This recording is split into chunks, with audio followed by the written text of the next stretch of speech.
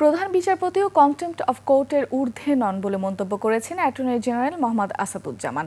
নোয়াখালীতে জেলা আইনজীবী সমিতির মতবিনিময় সভায় তিনি বলেন, কোনো বিচারকের আচরণের কারণে যদি বিচার বিভাগের প্রতি মানুষের অনাস্থা তৈরি হয়, তাহলে ওই বিচারক আদালত অবমাননার দায়ে দোষী সাব্যস্ত হবেন। ফ্যাসিস্ট আমলে বিচারপতি খায়রুল হক, সৈয়দ মাহমুদ হোসেন, বিচারপতি মানিক বিচার ব্যবস্থা সম্পর্কে অনাস্থার পরিবেশ সৃষ্টি করেছিল বলেও মন্তব্য করেন অ্যাটর্নি জেনারেল। প্রধান বিচারপতি মনে রাখবেন, আপনিও কিন্তু কন্টেম্পট অফ কোর্টে ঊর্ধ্বে নন।